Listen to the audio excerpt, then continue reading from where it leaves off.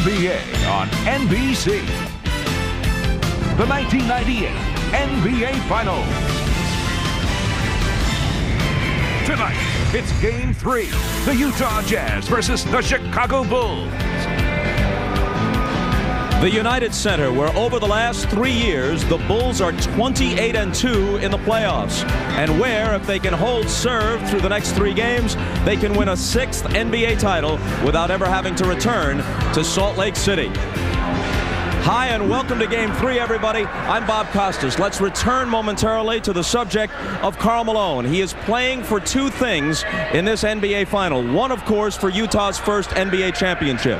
But also, his protest to the contrary, he is playing for his place in NBA history. Now, nothing can take away his certain spot in the Hall of Fame or his place on the short list of all-time great NBA players. But it's an undeniable fact that it is here on this stage, the NBA Finals, that players define themselves, that greatness is authenticated. And going back to last spring, 6 games and a loss to Chicago, and through the first 2 games here in this NBA Final, Karl Malone simply has not been Karl Malone. There's still plenty of time, but he knows that if he doesn't get started, his team has a very slim chance of emerging as the champs. We will not win this series if I don't play better.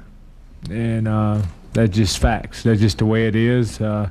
We have other guys that step up, but if I don't play well, if Karl Malone don't play well, we don't win this series.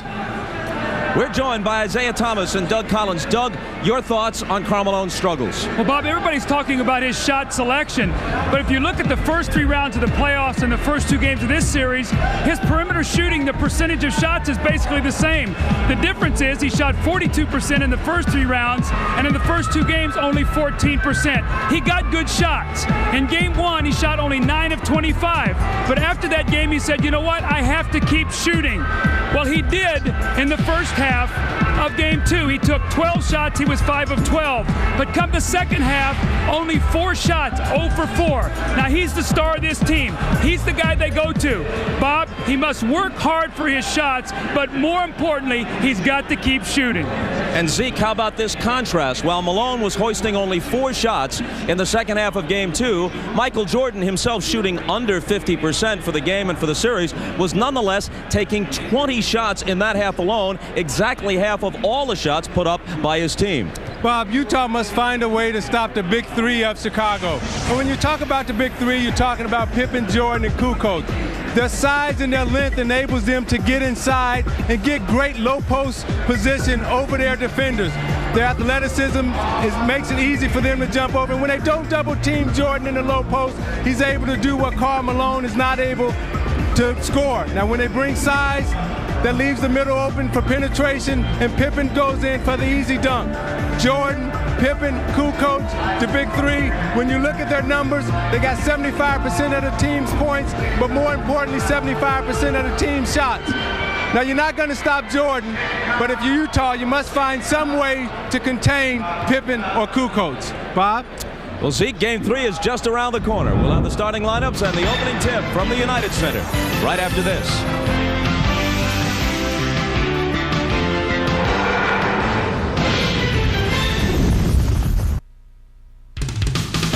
The NBA on NBC is brought to you by Miller Lite, who reminds you that a Miller time can be anything you want as long as it feels good.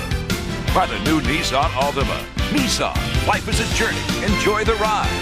And by Nike.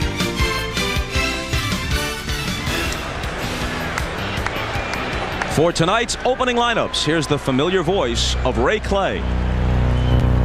Good evening, ladies and gentlemen. The Chicago Bulls welcome the world's greatest fans to the United Center. Tonight's Game 3 of the NBA Finals is between the Utah Jazz and your Chicago Bulls. Now, fans, let's meet tonight's starting lineups. First,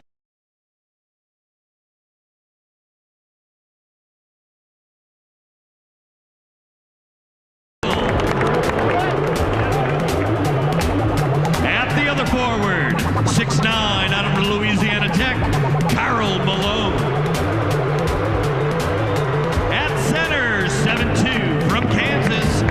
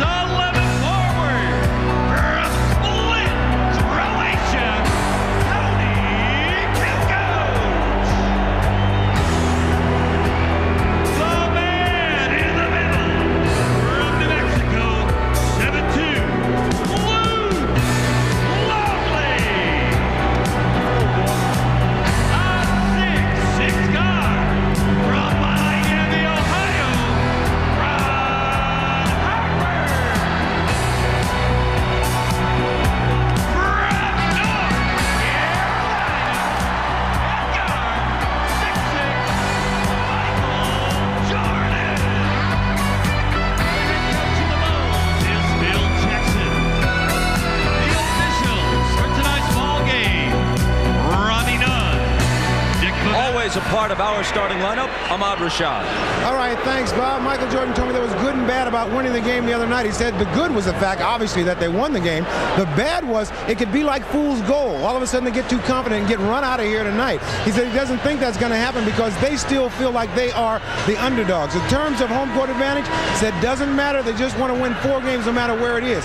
The one player that he is concerned with is Karl Malone. He said Karl Malone is a great player, and sooner or later he's going to be great. They just got to make sure it's not tonight. Now, for more on the Jazz, let's go down to Jim Gray. All right, thank you very much, Ahmad. Well, the Jazz are going to start Greg Ostertag tonight, and the reason Jerry Sloan is going to do that is he wants his size in the game. He wants him to clog up the middle. He wants him to try and block some shots. He also knows that Greg Foster was very ineffective defensively in the first couple of games, just 2 points in his first 2 games. So Ostertag is going to guard Luke Longley, and Karl Malone now will go out on Tony Kukoc. The problem with Greg Ostertag, why he didn't come out for the starting lineup, he's having problems with his contact lenses, and he hasn't been able to see very well. So he may come out for Greg Foster shortly into the game if he can't correct that problem. Bob? Jim, thanks a lot. In just 7 minutes of Game 2, Ostertag scored 7 points and pulled in 3 rebounds. The officials are Hugh Hollins, Dick Bavetta, and Ronnie Nunn. Bob, early in this game, Jerry Sloan wants to disrupt the timing and the rhythm of the Chicago Bulls offense. He thought they did whatever they wanted to do in Game 2 in that first quarter, and it set the tone for the whole game. Longley and Ostertag, each at 7-2, jump it up, and Jordan grabs it for Chicago.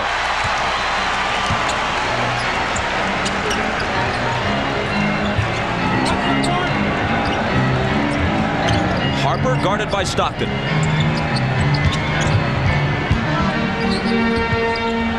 Kukoc with 6 on the 24. His jumper. Rebound taken by Russell.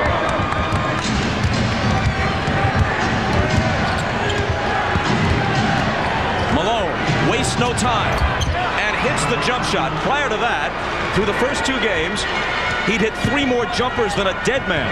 3 of 22, but he starts out by connecting on his first one tonight.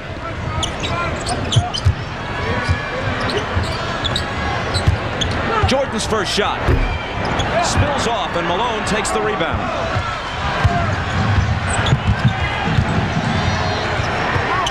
Hornacek, who scored 20 in Game 2, hitting 7 of 11. Malone, 2 of 2. See, the thing that I like what Karl Malone has done, his first shot came from inside on the post. He was able to get inside, get the easy shot. That gave him confidence, and then he stepped on the perimeter. You go inside out, not outside in. Hornacek opening on Jordan, who finds Longley, who was fouled on the run. Could have been a 3-point play, but the shot fell off. Early offense from Utah. You see Malone on that low post block. Inside reverse pivot, he squares it up, and Isaiah said he hits the little medium range jump shot, which gives you a lot of confidence. So he comes right back, and more importantly, Isaiah, no hesitation. Squares it up. Those are exactly the same shots he got in Utah, and he's already buried his first 2 shots. Now what Malone must do, Doug, is stay inside. Don't get baited into taking the outside J. Use the outside J to open up the inside game. See, Bob talked about being 14 of 41, 21 and 16 points. Normally he averages about 28.5 in the wins in the playoffs for the Jazz. He needs a big day like that today. And he's a 53% shooter for the season. That last foul was on him. Now the pass inside to Ostertag, who was shoved by Pippen. Scottie Pippen is guarding Ostertag, and he's roaming around. So Ostertag is going to have to do 2 things. He's going to have to get underneath the basket and either get an offensive rebound or make himself available out of the double teams and jump up and dunk the ball. Russell to Stockton, who had 24 in Game 1, held to 9 in Game 2. His drive and a little flip shot won't fall. Knocked out of bounds. It'll belong to Chicago. See, when Malone comes out and he makes 2 in a row, you got to go right back to him because the big fella's struggling, so you want to keep him involved. Jordan's fadeaway. Spins off, and Ostertag claims it.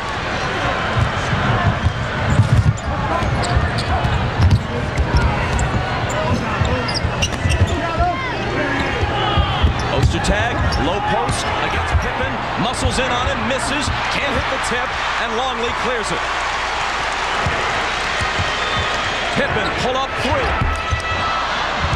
Back tap by Kukoc, and there's another offensive rebound as we go back to part of the storyline of the first two games in Salt Lake City.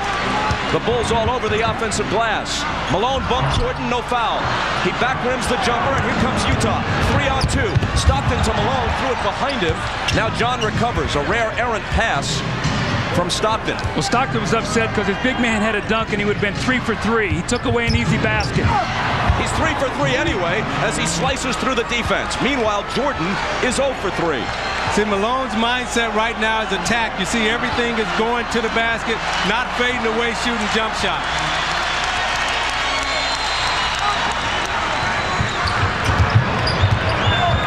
Michael with Longley trying to screen for him. Spins around Hornacek and hits off the glass. He had to work awfully hard for that basket, though, Bob, and we're just barely starting this game. If they can make him work that hard, fatigue could be a factor. Hornacek comes off the screen and misses. Rebound Harper.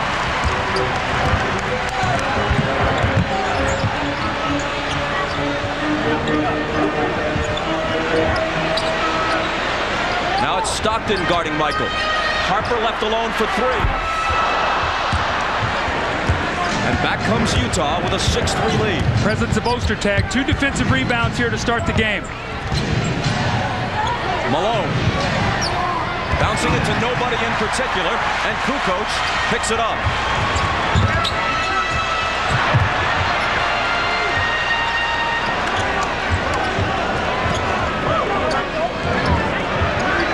Good pass inside the Longley. Give the assist to Harper. Just the second field goal in 9 attempts in the early going for Chicago. Ostertag lost track of Longley, turned his head.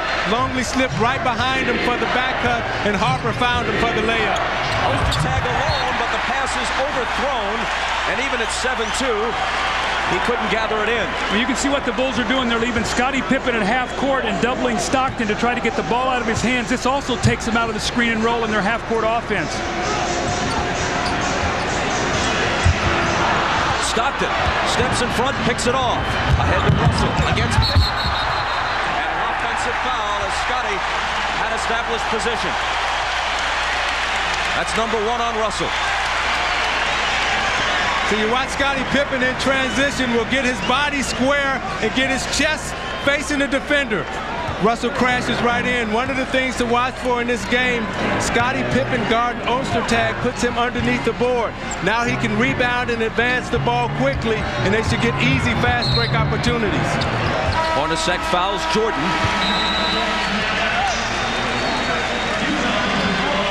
He doesn't think so, and letting Hugh Hollins have a piece of his mind as he heads back to the bench.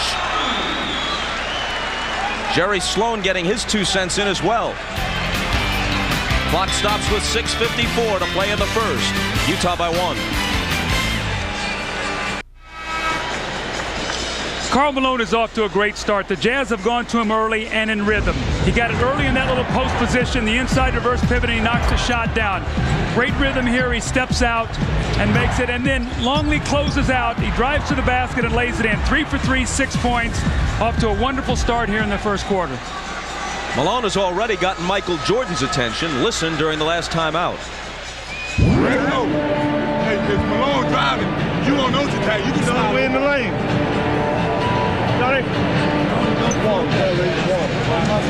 Jordan is telling Kukoc to slide in front of Karl Malone when he's driving down the lane. But Tony Kukoc is saying, hey, Malone's a big guy. I don't know if I want to sacrifice my body and get in front of him. Hey, this is the finals. You better sacrifice everything. Longley, top of the key. Michael spinning on 2 defenders and a whistle. An offensive foul on Jordan. Michael is trying to spin away from that double team, Bob. The double team is coming from the top. He's trying to spin baseline and get out of it. That time he hooked with the offhand on Hornacek and got the foul. It's his first.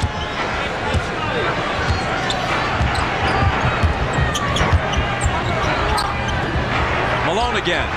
Squaring up over Longley. 4 in a row. The rhythm, no. He's catching it, Isaiah. He's taking his time. He's not in any hurry.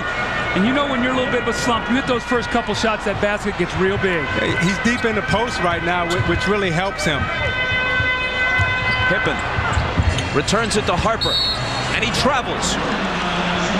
During the last time out, Ahmad tells us that Phil Jackson warned his players that Karl Malone is an entirely different player tonight, apparently. He's being aggressive, and you've got to be prepared to take the charge.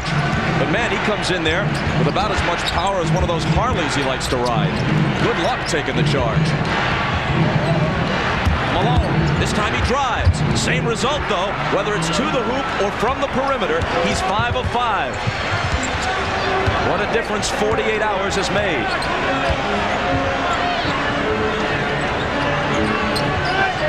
Kukoc for 3. Off the front of the rim, but an offensive rebound for Pippen.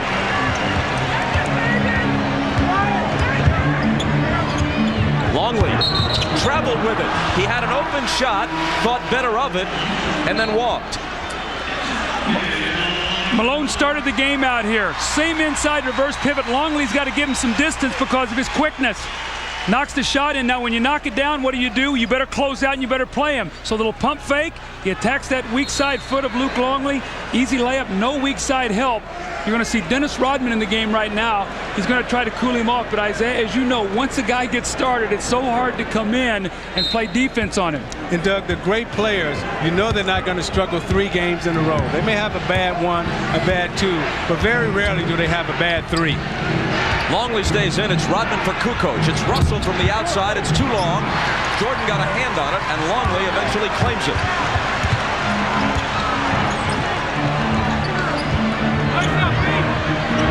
Turnaround by Pippen. Longley takes it. Harper's open. And now Hornacek. Ahead to Russell. On the run. Nice move, but it won't fall. Back comes Chicago. 3-on-2. Jordan against Hornacek. Gives it up to Pippen. And that cuts it to 10-7. Actually, it's Karl Malone 10 and Chicago 7. And although his team leads by 3, Jerry Sloan has to continue to be displeased with Chicago's dominance of the offensive glass. Stockton becomes the first player other than Malone to score for Utah. Little adjustment there on that screen roll. They went to a double high and allowed Stockton to come off where they couldn't get the weak side rotation. Michael into a crowd. Can't finish it, but he was fouled.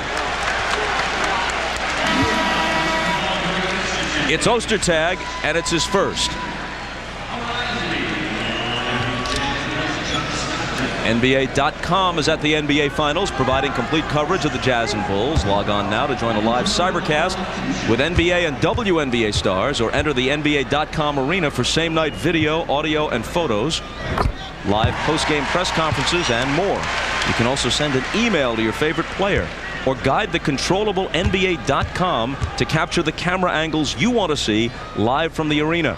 Or perhaps all that is too much work for you and you'd just like to sit in the recliner and watch the game. Either way, the option is yours. Now Utah's gotten off to a great defensive start. The Bulls are only 3 of 13. That's what Jerry Sloan was looking for, but a little bit better defensive rebounding. Rodman on Malone. Here's Hornacek's J. It's too long, and the rebound is taken by Rodman. Longley inside. Blew it. Back comes Utah. A gift, too, and he gave it up.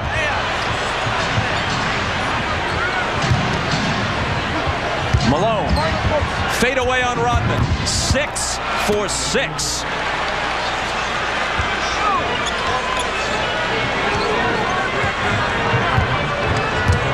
Talk about having an answer for the doubters. What a first quarter for Malone. And it's going back to Utah.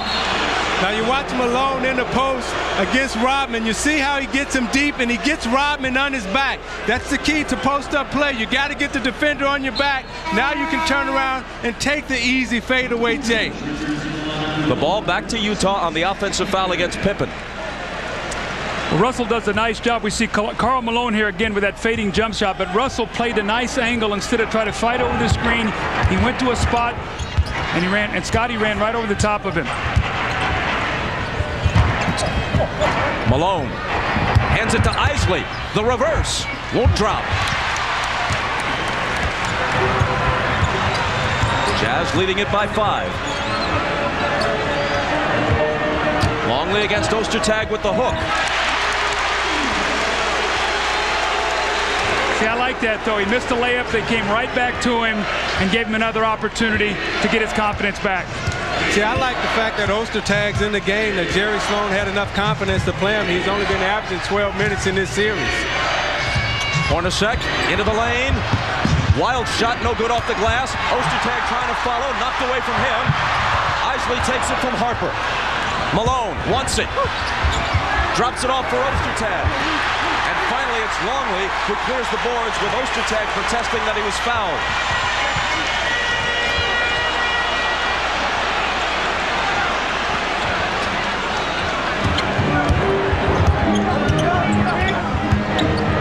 Longley another hook shot. And he was fouled on this one. Ostertag picks up his second. And we step away. Jerry Sloan made the decision to start Greg Ostertag. The centers thus far have been taken out of this series in game 1 and 2. They tried to go to a smaller lineup and keep up with Chicago's speed. But Greg Ostertag was very important to them in the conference finals, and he's coming up big here tonight with 5 early rebounds. You don't need him for scoring. You need Ostertag for rebounding and shot blocking. Now Foster must come in and supply the same. And we go to Jim Gray.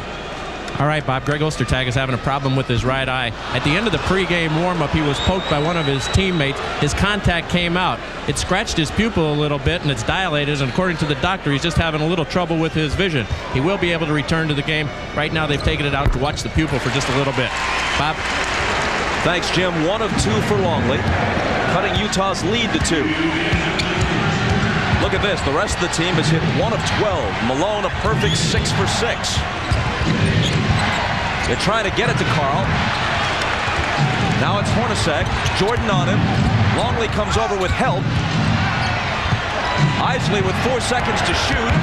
Isley has it blocked by Harper, who continues his outstanding defensive play. Longley on the run. Trying to get it to Michael, and they cough it up with Hornacek, the beneficiary.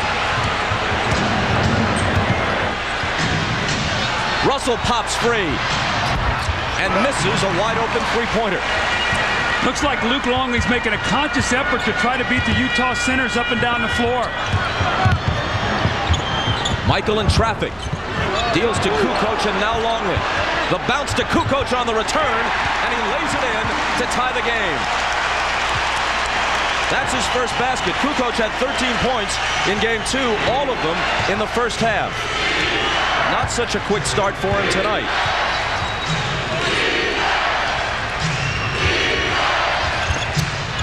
Russell from Malone. It won't drop. Chicago looks to take the lead in a very low-scoring first quarter. It's Harper on the run, hoping to turn it into a three-point play as he had been bumped by Isley. Harper will come to the line with 38 seconds to play in the quarter. Tony Kukoc is at the top. The ball is going to go inside. And watch the great back cut in the pass. As he goes to the basket, Tony Kukoc with that slashing move, and that's the way he scored in the first quarter, in the first half of game 2. Got out on the perimeter in the second half, got nothing going. Harper, a great scorer early in his career with the Cavaliers and the Clippers. That's his first point tonight. But he has 6 rebounds, 2 assists, and a blocked shot in this first quarter. Longley goes out, and Scott Burrell comes in. We really got to keep our eye now, and when you start going to the benches, it's been Utah's advantage in the first 2 games. Chicago's bench must play well here today. One of 2, but Kukoc is there to turn it into a three-point trip down the floor. And a three-point Chicago lead. Malone, sandwiched by two defenders. Off to Russell, and now Hornacek. Can't tie it. 20 seconds to play in the quarter. They've got some great shots, Bob. They just can't make a shot right now. Chicago's on an 8-0 run.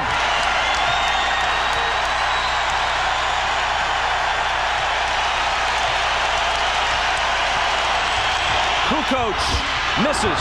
Rebound to Foster with 3 seconds. They've got to push it up. Isley to Malone on the run. And that's the only shot he missed in the entire quarter. Now, the great players don't struggle for long. You knew Karl Malone was going to have a monster game. That's what Michael Jordan was worried about at the beginning. Ahmad told us that. How much of a monster is this? 12 of his team's 14 points in the period. You're watching the NBA on NBC. This is the NBA on NBC. The 1998 NBA playoffs. Well, Karl Malone's woes in the first two games have been well documented. But the shots that he missed are good shots. The fading jump shot in the post, and you're going to see the little medium range jump shots that just wouldn't go for him. The foul line jumper. Once again, the little 16 or 17-foot jump shot, the shot that is going for him today. And then now what you've seen him squaring up and taking the ball to the basket. So Karl Malone is mixing up his game inside, outside, giving him a great start. Now he needs some help from his teammates. And by the way, that last shot at the end of the quarter came just a fraction of a second after the horn, so it doesn't count officially. He remains 6 of 6. And has scored more field goals in one quarter in this game than he did all night in game 2 when he hit just 5 times from the field. Shandon Anderson in, Steve Kerr in for Chicago. Isley bumps off Kerr, throws up a floater short. And Pippen clears it. Now, Utah has missed their last 9 shots. At some point in time, they're going to have to get a bucket, and they're going to have to go to Malone to get that bucket.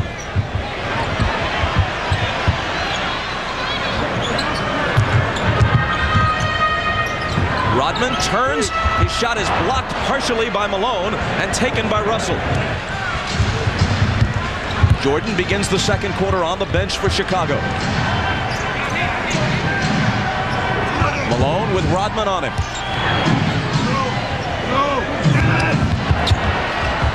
On the run, it's Isley missing. And another rebound for Rodman, who was poked in the face. And the foul is on Isley, his second. One of the things we saw in the first two games was when Shandon Anderson came into the game, they immediately went to him on the block for 2 or 3 quick post-ups. We have not seen that yet. They're trying to get Karl Malone off, but Rodman is doing a good job of staying attached to him and forcing him a step further out on the floor. Stockton back in for Isley, Chris Morris, and Antoine Carr also make their first appearances.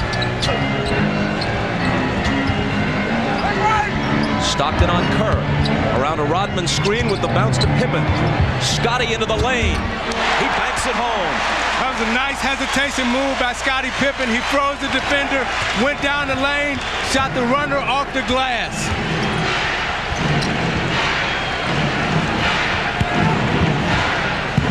Rodman has Carr. Kerr on Stockton. Carr with the jumper. He back rims it, and Chicago returns with the ball, up by 5 all of a sudden. And Stockton fouls Kerr. Now you watch Scottie Pippen here on the penetration. Watch as he hesitates there, freezes the defender, forces Stockton to go back to Kerr, and runs and shoots the one-hander off the glass. This is a dangerous time for Utah right here. They have no scores in the game. They've missed their last 11 shots. And look for Chicago to go to Pippen and Kukoc.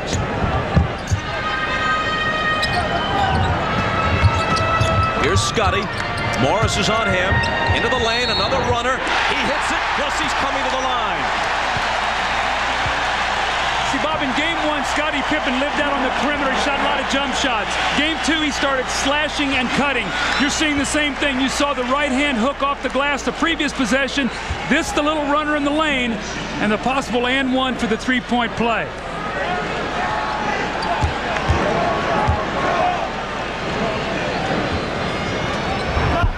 That's the first free throw Pippen has missed in this series.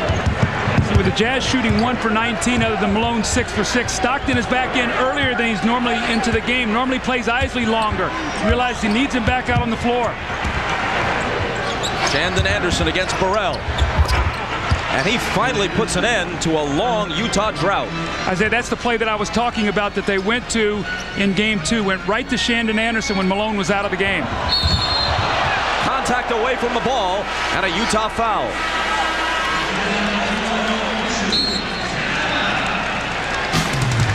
After going 1 of 19, other than Karl Malone's perfect shooting, they go inside to Shandon Anderson. He squares it up and shoots a tough little jump hook over Scott Burrell. Foul is on Foster. Bulls ball when we come back. The NBA on NBC is brought to you by Budweiser. Now is the perfect time to enjoy a fresh, cold Beechwood aged Budweiser. By Jeep, makers of the Jeep Grand Cherokee, and Wrangler. And by Pizza Hut, home of the new Sicilian pizza. Can you handle it? Our overhead shots are from the Goodyear Blimp Stars and Stripes, based in Pompano Beach, Florida. This year, Goodyear is celebrating its 100th anniversary and the 73rd consecutive year for its blimp fleet, which is kind of an oxymoron because no blimp is fleet. Here's Shandon Anderson on the post. You see 2 guys lifted to give spacing. He's going to come right to the post and post up Scott Burrell. And it's been a good matchup all series for the Utah Jazz, and they're going to need Shandon Anderson with everybody else on the floor struggling other than Karl Malone. You see the numbers on Shandon Anderson, the NBA Finals, shooting 58%, averaging 9 points. So he's doing a very, very good job out there, giving him some much-needed offense. As he did against the Lakers in the conference finals. Chicago ball as we resume, and here's Kerr's jumper. He really hasn't found his touch in the finals yet. Stockton pushing it back the other way.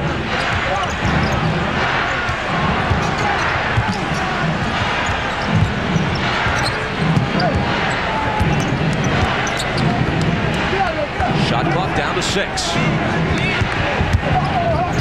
Anderson's pass intercepted by Kukoc, who flips it to Pippen. Scotty on the move, dishes to a wide open Burrell. And Foster claims it for Utah.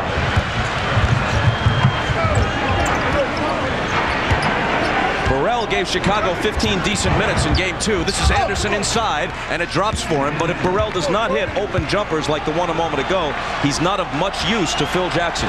They went to Buechler in game 2. Today it's been Burrell because Buechler had problems with Anderson. You saw Kukoc on him on the last possession. Pippen behind Burrell's screen, and Scotty drills it. He's got 8. Scotty's shooting the ball extremely well right now, but most importantly, he's giving Michael Jordan a chance to rest. Anderson again. He's fouled this time. Now you watch Shandon Anderson here, and the great pass of John Stockton, the great feed. Look at the rotation on the ball, right into his shooting pocket. All he has to do is step in and finish. That's the first on Burrell.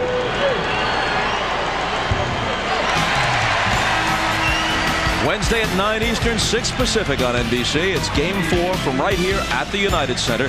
The Jazz and the Bulls. Game 5 will be Friday. And a week from tonight, game 6 back in Salt Lake City, unless someone wins 3 straight here. Under the 2-3-2 format, this is the 14th year of it. No home team has ever won the 3rd, 4th, and 5th games in succession. But 2 road teams have. Kukoc. And a whistle as 3 defenders surround him. Isaiah, your Pistons in '90 did it at Portland, and Michael Jordan's Bulls in their first championship a year later did it to Magic Johnson's Lakers at the Forum. Bob, I think game 3 in the 2-3-2 series is the most pivotal game. It used to be game 5, but game 3 gives you the psychological advantage if you're able to win that game at home or on the road. Bob, they're going to rule this was a non-shooting foul that Greg Foster grabbed Kukoc before he could get the shot up. Now, Foster's being very aggressive. Now they're going to make it a 2-shot foul. I guess they've changed it, saying was it a flagrant. Well, the Jazz are now over the limit. Okay. That's their 15th foul already. Less than 4 minutes into the period. Meanwhile, Chicago has only 1 team foul. The referees were talking and said it wasn't a 2-shot foul. They did not realize that it was in the penalty also. So now Chicago will shoot the rest of the way. Malone back in, Jordan back in. Foster out with 2 fouls. Rodman out, Longley back in. For those of you scoring at home.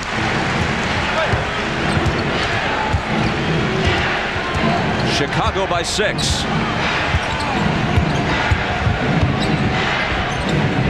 Immediately Stockton gets it to Malone. Inside it goes to Anderson. Acrobatic shot, but it isn't there for him. Pippen pushing it. Kerr unleashing it. Off the back rim again. Michael out-battles Stockton for the loose ball. Tries to take it to the hole, and he's fouled. Chris Morris and Shandon Anderson were both there.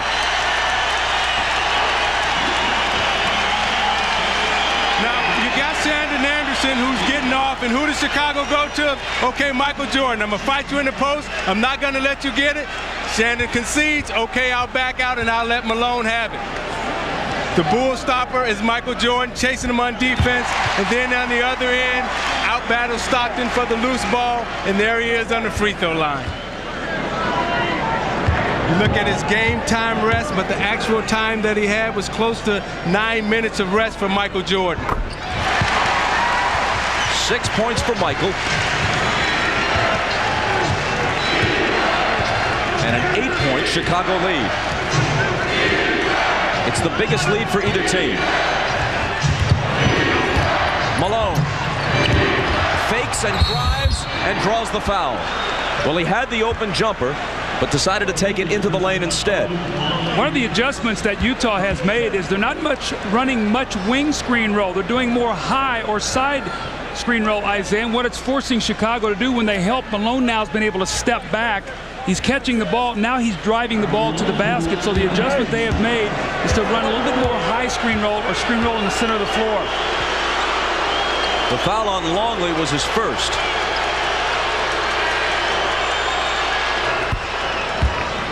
I just love the way Karl Malone has approached this first half. I mean, everything is attack, attack, attack. And a lot of times we talk about aggression and competing. But what that really means is that when you put your head down and you drive it to the basket, that's what aggression is when you're going forward, not backwards. Perfect from the free throw line thus far as well. 14 in the game. Unfortunately, the rest of his team virtually silent. They trail 27-21. Michael got Anderson into the air, but doesn't unleash the shot. Now he will. When you overplay that man in the corner, their pressure release is to cut back door. How often have we seen it in the playoffs? Luke Longley makes that beautiful baseline bounce pass to either Pippen, Kukoc, or Jordan with the powerful finish. And Jordan used Anderson's body momentum to force him one way and back cut the other. Stockton on the move against Kerr. Now Malone into the lane, trying to dish it off to Carr, but the Bulls break it up and steal it. Pippen from Michael. Loose ball battle. Scotty to the floor. Anderson finally comes up with it. Stockton. Inside to Morris. And the assist for John. As you know, the all-time NBA assist leader. Led the league in assists 9 consecutive years, eclipsing Bob Cousy's record of 8. Now you watch Jordan on the back cut. Watch how he'll use his body momentum to get Anderson off guard. He pump fakes him right there, and he'll slide to the corner. Anderson overcuts. Oops, I'm gone. Back cut, dunk. You take another look at it, you see him go away, the bounce pass, the feed, the dunk, and you're watching the NBA on NBC. The dynamic duo, no, not Batman and Robin, Jordan and Pippen. When you look at what they've done here in the first half, you see Scotty penetrating in the open lane. When they come to double team, his jump shot is on, it's working, and Jordan splitting the double team, reversing, going the other way for the back cut and the dunk. Jordan and Pippen, what they've done in the finals thus far. You look at the score and you look at the rest of the team last year and this year.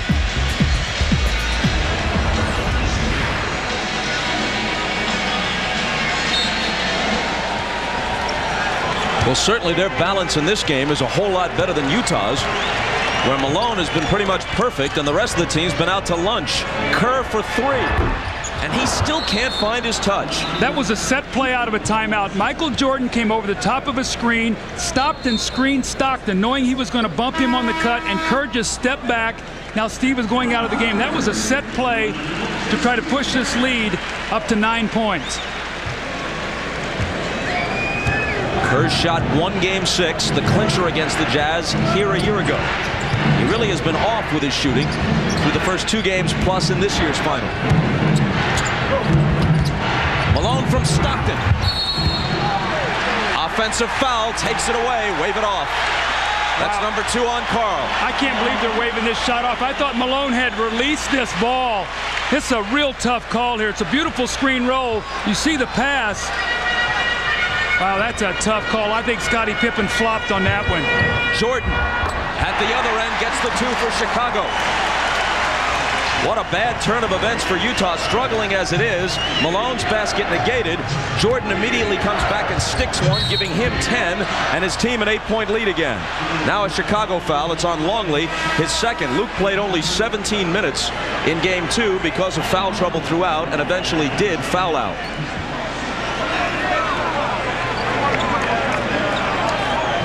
Now you watch Jordan away from the ball, moving without the ball. You see, sets Morris up and comes right off the screen, right into the shot. Utah loses it. Jordan back, spinning, fading, firing, and drawing the foul.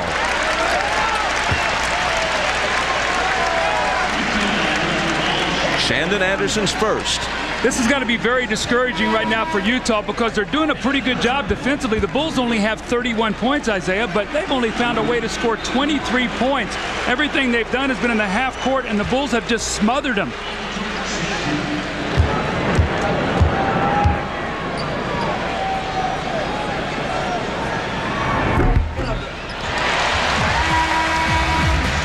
You look at Jordan in Game 1 and Game 2.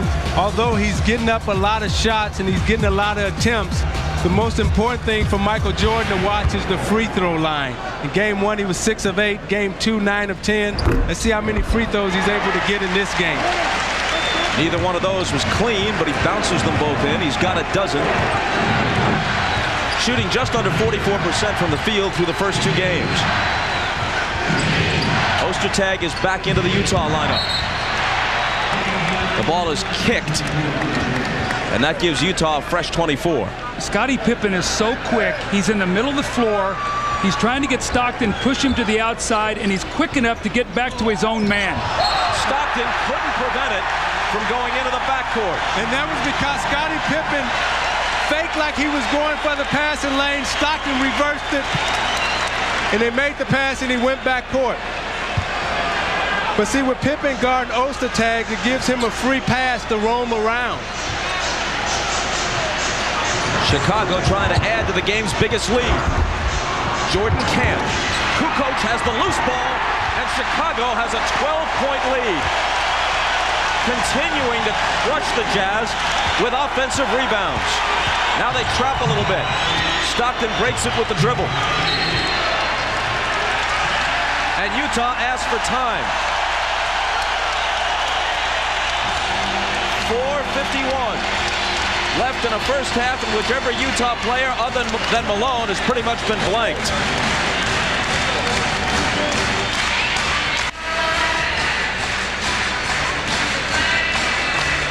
That's Bobby Sloan, wife of the former Bulls coach and, of course, present Jazz coach Jerry Sloan. She has a compelling personal story.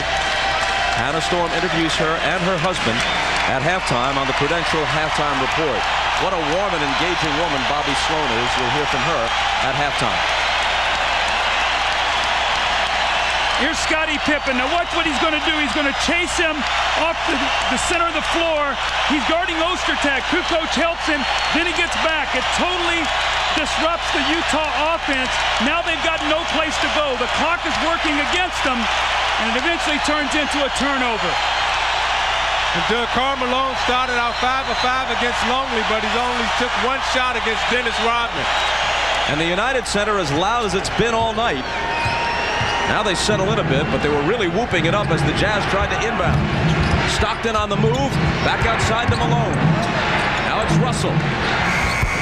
Just before the shot clock, he hits a two-pointer. His foot was just on the arc. That's his first basket. And only the second field goal by a Jazz starter other than Karl Malone. Stockton had the other one.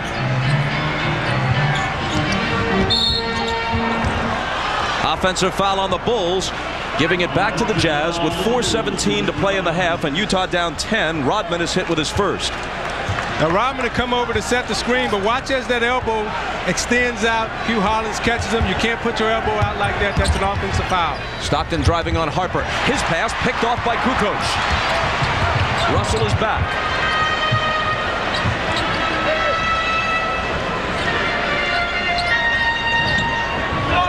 Michael against Hornacek. Ostertag with the help. The bounce in the lane. Harper at first couldn't hold on to it. Now recovers and misses the shot. It's out of bounds. Off Chicago, says Ronnie Nunn. Chicago is doing a great job defensively. They will not let Stockton get to the middle of the floor. Isaiah, they're driving him to the baseline and smothering him with bigger players, giving him no passing lanes. And they're staying on his right hand because Stockton is a right-handed passer and a right-handed shooter, and they're forcing him to do everything with his left hand. Malone traveled.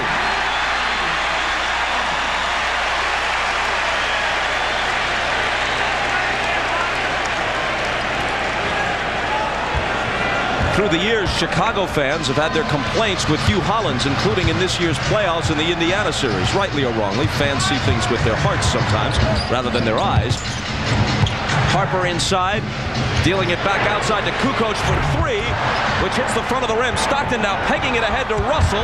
The trailer is Hornacek, and he's got it. But to finish up the thought, Hollins called that travel on Malone, and earlier called a very iffy offensive foul on Karl, which took a basket away.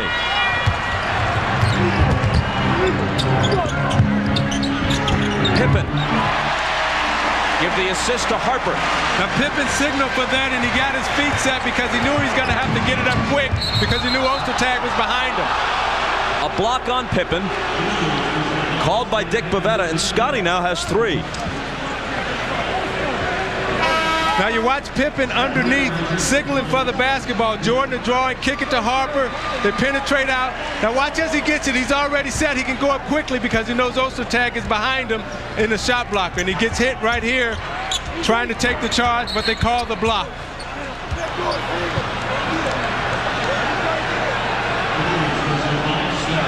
And another Chicago foul immediately, this one on Burrell, and finally that pushes them over the limit with 2:39 to play in the quarter. Now Pippen has been so key to the Bulls defense. We have 2:39 to go. The Bulls are up 10. Can they find a way maybe to attack this Chicago defense now with Scotty sitting down and try to close this lead maybe to 5 or 6 as they go into halftime? Look at the difference in the free throws. That was only the 5th taken by Utah. Chicago to this point has taken 3 times as many. Michael Jordan has only taken 7 shots tonight, so that might be part of the plan, get everybody going so he has great energy to finish this game, and it's working right now. The Bulls are up 8.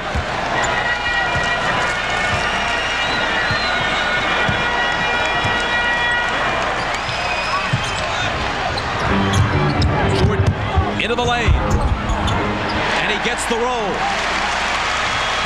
He has 14. Chicago by 10 again. Stockton to Malone. Karl on the run, a little hook is an air ball. And Jordan protects the rebound. Rodman's doing an excellent job on Malone, taking away his driving out.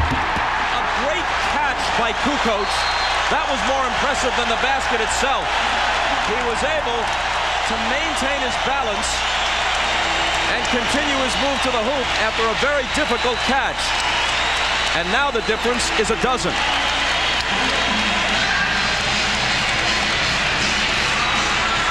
The Game 2 win in Utah has really rejuvenated this Chicago Bulls team. Michael Jordan, with Pippen down on the bench right now, attacks and makes a very, very difficult shot over the outstretched arm of Greg Ostertag. Look at the eyes of Michael Jordan. He's now playing Stockton. Forces him to spin, and then Rodman with the body bump pushes Karl Malone away, takes a weak shot at the basket, and what does that lead to? Tony Kukoc running out. The great pass from Harper. As Bob said, a wonderful catch. Now remember, Tony's a left-handed player, so his right hand is out of bounds, but his left hand is open for that little flipper. Meanwhile, get this. Malone is 6 of 7 from the floor. That air ball off the hook, his first miss officially tonight. But he doesn't have a field goal since 3.5 minutes remain in the first quarter. And I think you have to give Dennis Rodman the credit right now for shutting down Malone. Agreed. Stockton on the move. His pass through the lane is intercepted by Jordan. Stockton's turned the ball over several times in this first half.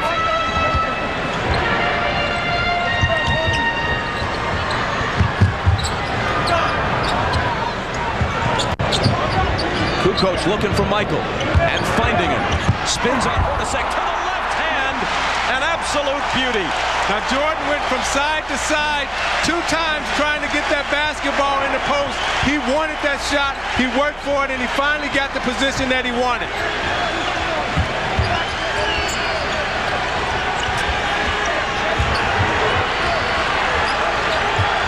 As the shot clock winds down, Stockton trying to find somebody. Hornacek looking to create on his own. Nice move, but he doesn't hit the shot.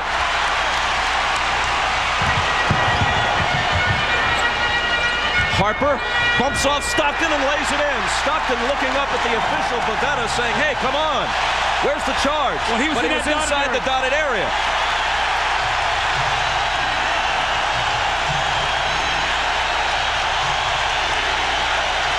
Last 40 seconds. Crowd roaring. Chicago by 16. And Hornacek takes 2 off of it. And look at Michael Jordan. His team's still up 14 points, but he's annoyed because somebody blew a defensive assignment on Hornacek. Looked like he was pointing at Harper, who generally has played tremendous defense in this series. Going to isolate Kukoc to go against Foster. Now Kukoc likes to drive left. Rodman gives it right back to him. 3 on the shot clock. Fadeaway. That's the way it's going for Chicago. A steal by Burrell. Can't add 2, but Harper pumps it away. And finally, mercifully for Utah, the half comes to a close. But wait a minute, Burrell took a tumble. And let's see if they call a foul before the half ends.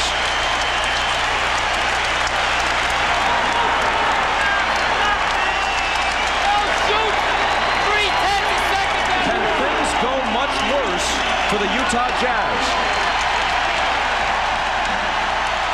Unraveling as the second quarter clock winds down. I think they're going to call a foul right here on John Stockton. You see Burrell makes the inbound steal. Harper knocks it out of his hands, takes a peek at the shot clock, and you see Stockton trying to block out Burrell underneath. And Dick Bavetta called the foul on John Stockton underneath. But see, that's a careless play. You throw away the inbounds pass, you get John Stockton a foul. And it's after Kukoc makes the great shot, now they're going to end up the half with 2 free throws. That's a terrible momentum play for Utah going in at half. Chicago has been stifling with their defense. Chicago by 18.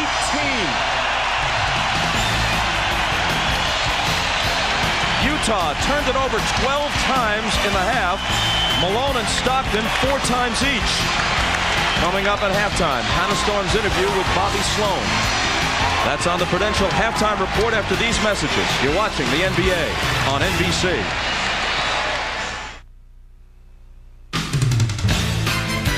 This is the Prudential Halftime Report, brought to you by Prudential, bringing strength and stability to America's families through insurance, healthcare, real estate, and financial services. It's halftime of Game 3 of the NBA Finals with the Bulls leading the Jazz 49-31. Hi everyone, Hannah Storm back in Chicago.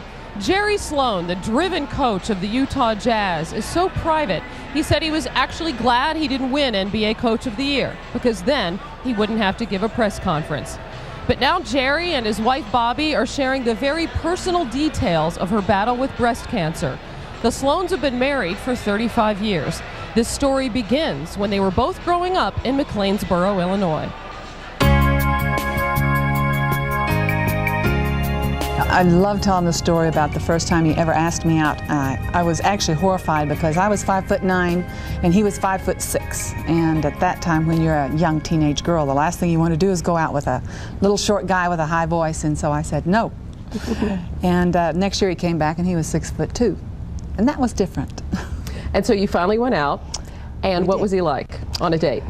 I told my mom after we came home, I said, that's the last time I'll go out with him. He didn't say 2 words all night. But 6 years later, Jerry said, I do. And the Sloans began their life together. While Jerry was an NBA star, Bobby was a nurse and raised their 3 children, 2 girls, Holly and Kathy, and a son, Brian, who is now a doctor in Indiana. Last June, Jerry's coaching career had reached its pinnacle. 2 games from an NBA championship.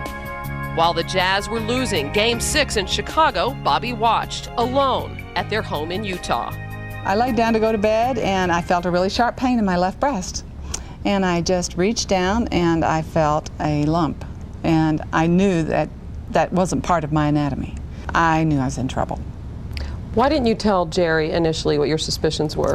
He's never ever really dealt with, you know, even when the kids were born, anything wrong with me, he's never dealt with it really well. He's kind of, we always say, he's kind of a doomsdayer, you know, and the last thing, you know, when you think there might be something wrong is to have another long face around besides your own.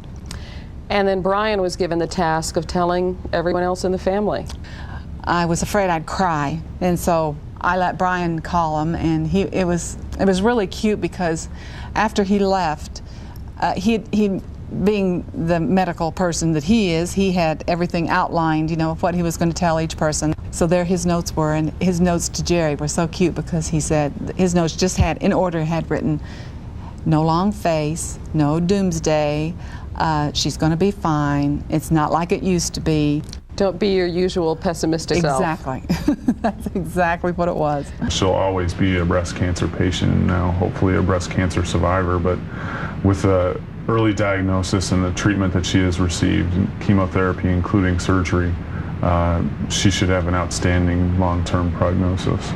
Brian probably gave me the most encouraging part. He said, I think she's going to be just fine. That was the thing that probably helped the most because I knew that he knew a little bit about more of what he was talking about than I would ever know. That was a relief knowing that she did have it, that the outcome would probably be positive, but there's no guarantee of that.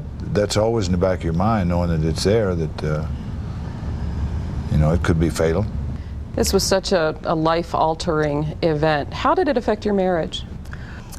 I don't know that he knew at that point exactly how to deal with me and the situation. And I didn't read him really well as to how he wanted to deal with it. And so we just both kind of didn't say anything. You know, we just really didn't talk too much about it. And he continued on with his lifestyle, and I continued on with mine. And what was the turning point?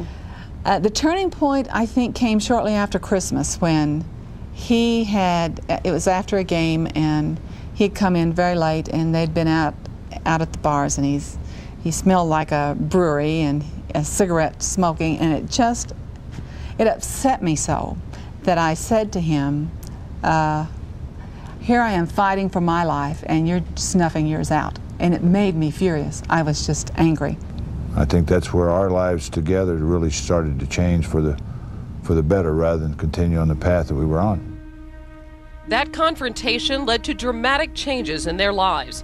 To make things right, Jerry first knew he had to quit smoking, a 3-pack-a-day habit. He quit when the lifestyle was at its most tense, which was during the season, and I'm just so in awe that he was able to do it. And he says now it's for life. that he's quit smoking. And the drinking and the bars, cut down on that also? He doesn't go to the bars anymore. In fact, I wait around for him after the games now, and sometimes we go out for nachos, and I'm not saying we won't have a margarita occasionally, because we do, but I haven't seen him drink a beer in months. And now instead of going to the bars, we go to the ice cream shop, or we go to the pie house.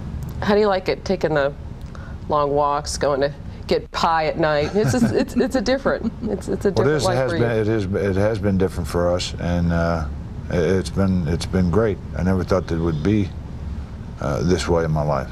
I guess when you look at everything that's happened, as difficult as it's been, you also have to so much appreciate the good things that have come out of it. Well, we both sit around and talk about that. You know, something that could have been so utterly devastating. And again, you know, back to the reason I'm doing this, you know, is the early detection. It has turned into such a positive because, you know, now my outlook is good, and you know, you face a time, an event that has a chance to alter your life. You know, where you feel like you're given a second chance. Excuse me. My dad, you know, being there for my mom, having to give her medicines through the night, and you know, those are things that, you know, he'd never had to do before, and faced with this adversity, I think they've really made the most of it. Their second chance has come in 100 different ways. The one that surprised Bobby the most was this. She was now part of her husband's basketball world. Jerry asked you to ride the team bus after they clinched the series against the Lakers, the Western Conference Finals. Were you surprised? Oh, stunned. I was just, you know, as much as even inviting me into the locker room, which that was even more astounding, you know. What did that mean to you? It just kind of meant like he wanted to include me in it this year. You've been married for 35 years. 35 years. And then this changed. And it's like night and day. In fact, I think of our 35th wedding anniversary was April 12th. And we woke up that morning and I said to him, listen. And he goes, what, there's nothing? I said, that's what I mean. For the first time in most of our lives, there's no sound. It's just you and I right back where we started 35 years ago. Maybe we just found each other again. Hopefully. In telling their story, it is the Sloans hope to make people more aware of breast cancer. Bobby Sloan's cancer is in remission, and she says the key is early detection, something that most women talk about, but they don't act on it. She urges all women to conduct a self-examination every month and get regular mammograms after the age of 40. We'll be right back.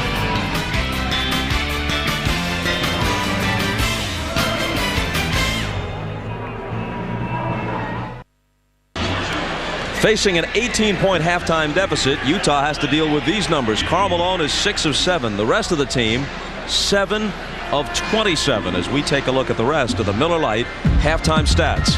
Well, Bob, I wish I could tell you there was some good trends for Utah, but there wasn't. 12 turnovers that led to 12 Chicago points. Stockton only 2 points and 4 turnovers of Chicago. Kukoc, Pippen, and Jordan were terrific. 38 of 49 points, 78%. They shot 11 of 14 in the second quarter. And the free throws, they were the aggressors. And that's been the difference in the game. The stifling defense and the great play of the entire Chicago Bull roster. And when you look at Utah, it's been all Karl Malone. 6 of 7, 14 points. But the others must play well. They must shoot a little better and step up. You look at Karl's shot chart here, and if you look at the one miss that he has, it's against Dennis Rodman. He started off hot against Luke Longley with 6 of 6, and that one miss is against Dennis Rodman. He's got to do a better job of getting Rodman underneath the score. In Chicago, it's the big three, as we talked about in the opening. Jordan, Kukoc, and Pippen. You look at the others with 11 points, but Utah must find a way to stop the big three. You see Jordan going inside. Interesting enough, has only taken one outside field goal attempt. Has been attacking the basket and has conserved his energy. If somebody told you Karl Malone would hit his first 6 shots and Utah'd be down 18 at the half, you wouldn't believe it. Ahmad Rashad back at the United Center where the Bulls lead the Jazz by 18. Now at halftime, Phil Jackson told his team that they had great rhythm.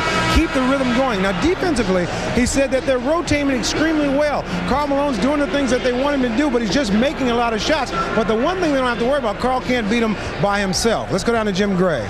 All right, thank you very much, Ahmad. Well, Jerry Sloan wasn't very happy at the half. He told his team, you must develop some type of offensive rhythm. He says, we're totally out of sync. You must execute better. You got to shoot the ball better.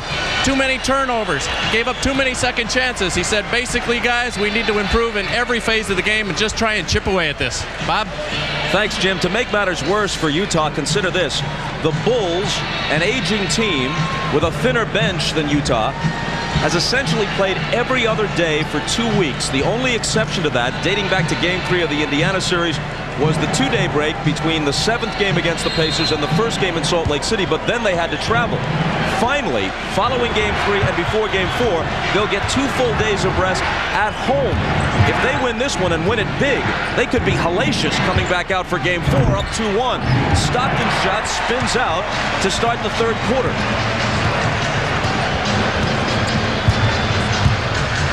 The Bulls look to take their advantage to 20. Kukoc does just that.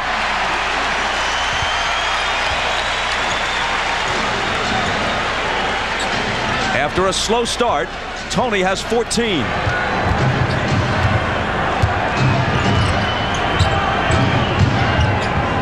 Hornacek looking for Malone, out of bounds to the Bulls. Chicago's taking them out of everything they want to do. They only ran 7 pick and rolls in the first half for 8 points. That was their bread and butter in Game 1. They can't get the ball in the post now. Chicago totally has them rattled on the offensive end. Their 13th turnover. Kukoc against Malone, and an offensive foul as Tony tried to push off. Now that was an offensive foul. The baseline official, Hugh Hollins, didn't see it, but the back official caught it because Tony pushed off with his right hand. You see, as he gets close enough, he gives Malone the shove. Now the baseline official can't see that, but Bavetta caught it from behind. Malone's jumper. He starts the second half with a miss. Kukoc. Malone giving him some room. Jordan with Hornacek on him. Michaels baseline J. Line drive shot is short. Stockton back. Poked away by Pippen and taken by Kukoc. To Harper the trailer. Left hand no. Rebound Ostertag.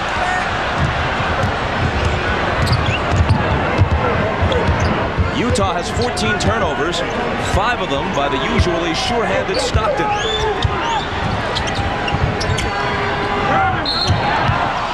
Kukoc reached over Ostertag and fouled him. Anytime you see Chicago run John Stockton, is to prevent them from running that screen roll. You saw Pippen run over, forced him to give the ball up, Longley rotated over to get to Ostertag, so they are totally taking them out of any set offense they want to run. And Chicago's doing an excellent job in keeping that ball in Stockton's left hand. Hornacek spinning, looked like he traveled. And that's the way Ronnie Nunn saw it too.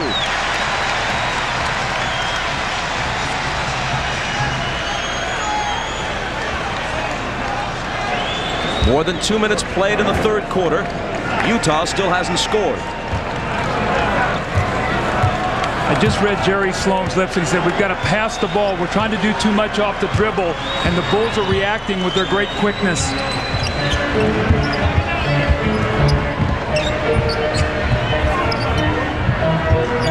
Longley fires from 20 and makes it a 22-point Chicago lead.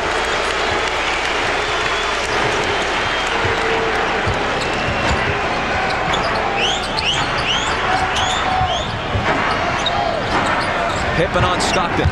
Into Ostertag. Mismatch with Harper, but he loses it. Their 15th turnover. Back comes Harper. Spinning around Stockton. Bulls going for the kill. Longley. Batted away by Ostertag. No goaltend despite Michaels' pleas. Here's Russell. Malone. And finally Utah is in the scorebook almost 3 minutes into the 3rd quarter. But even that play was an adventure.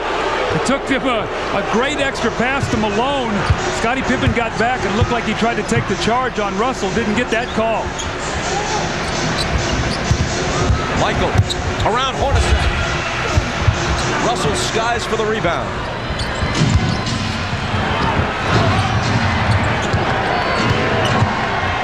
Hornacek, baseline, reverse. Got it. And there was a nice seal by Karl Malone against Luke Longley underneath. He laid in the lane, sealed Longley, and Hornacek was able to drive baseline for the reverse layup. Jordan to the hole. Wrapped up by Ostertag, and somehow, some way, he scores. See, faked Hornacek right, took him left to the baseline. Hornacek taking away that right hand of Jordan, gives him the fake. Now he gives him the sweep underneath. Ostertag doesn't give him a good, hard enough foul. So you got to grab that right hand. Don't let him get the shot off. Here's a man 7'2" and 280 trying to wrap you up, and somehow you have the strength and the body control to get off a reasonable shot. Not a lucky shot, a shot that had a chance to go and did. 3-point play for Michael. 21-point Chicago lead. Ostertag from Russell. Longley stuffs him. Now he tries a jumper, and that's way short. Flat-footed rebound to Luke. Ahead to Pippen. Harper alone. Chicago by 23. This is just target practice right now for the Chicago Bulls.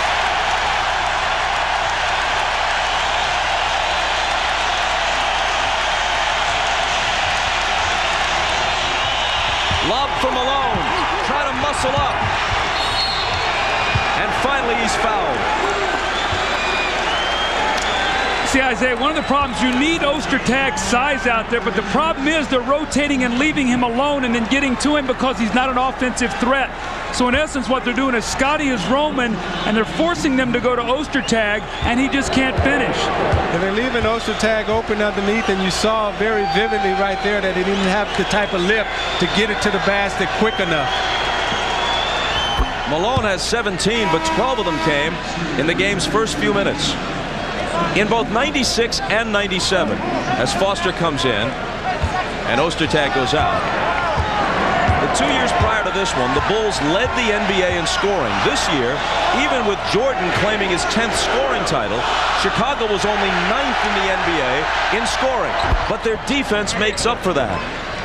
It's what assistant coach Tex Winter calls unleashing the Dobermans. They can just suffocate you. And to one of the best offensive teams in the league, that's what they're doing tonight in Game 3. Jordan's pass picked off by Russell. Kukoc trying to cut him off. He takes it all the way to the hoop, and Tony fouls him. See, the Bulls have the kind of players defensively, Isaiah. They can switch everything because they're all equal size other than Luke Longley out there. So when you screen down and come off a screen, a guy jumps out in the passing lane and takes you completely out of what you want to do.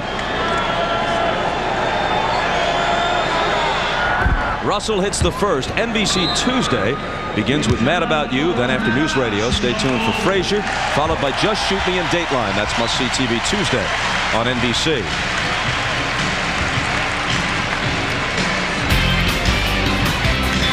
Two close games in Utah, a runaway in Chicago. Miller Genuine Draft presents even more basketball. Now, Chicago's done an excellent job in forcing turnovers. You see they're keeping the ball in Stockton's left hand, pushing him left, forcing him to make tough passes. And their size and their speed, they're so active inside. You see Ostertag has a mismatch here in Harper, but Kukoc Longley is able to get back and tap it out of his hands. Chicago has the three things in the athletes that you can't teach: the size, speed, and skill. And in recognition of this look inside the game, Miller Brewing Company will donate $1,000 to the Thurgood Marshall Scholarship Fund. It's the Bulls delivering a Supreme Court performance tonight, up by 20.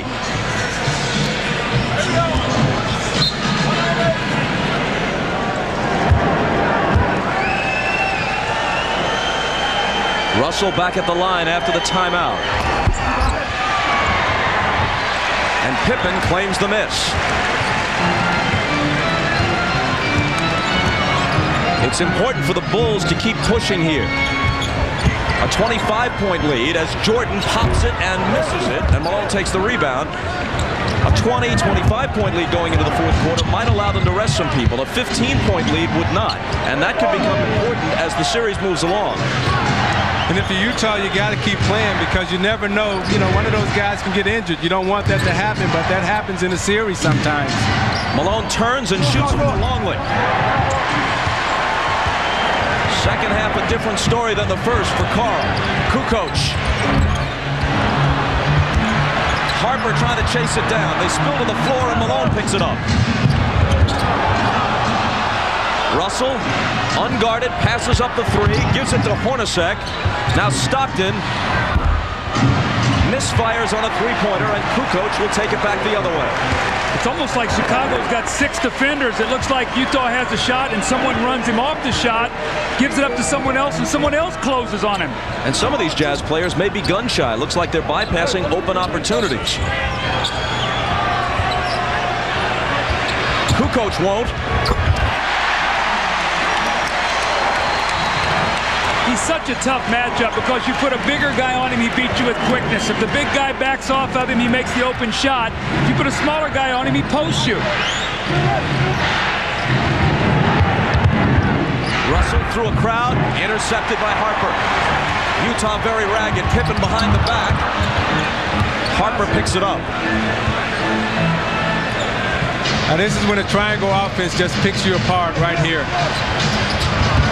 Jordan to Kukoc, but he juggles it into the hands of Malone. Stockton to Carl, who lays it in, but it won't count. Another offensive foul on Malone. Stockton gave that ball up a little bit too soon. He allowed Scottie Pippen to be back, and instead of making him play him where he can drop it off, you don't see this very often. Stockton gives it up, and now Pippen still has time to react. And he gets over. That's twice we've seen that today where Scottie Pippen has stepped in front of Malone and taken away a score. And Scottie Pippen gave up his body, what he was telling Tony Kukoc to do. And I saw Jordan walk back and grab Tony Kukoc and say, see, that's what I want you to do, is step in front of Malone and take the charge. As we move inside 5 minutes, here's Scott Burrell in for Tony Kukoc. Isley, who's just returned, is guarding Harper. Ron tries the fadeaway, and Isley fouls it.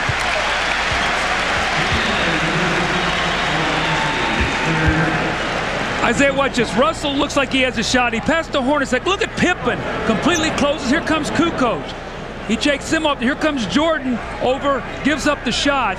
But he forced him to make 3 extra passes to get that shot off. That's what Chicago has done all day. They've been aggressive. They've been quick. They've been the attackers all afternoon. See, their guards just have too much size and too much speed. You're looking at Ron Harper here on the free throw line, fouled by Howard Isley. Utah's problem is that their guards can't grow. You can't grow 6 inches in a game. They're giving up 6 inches, and every player that they're guarding.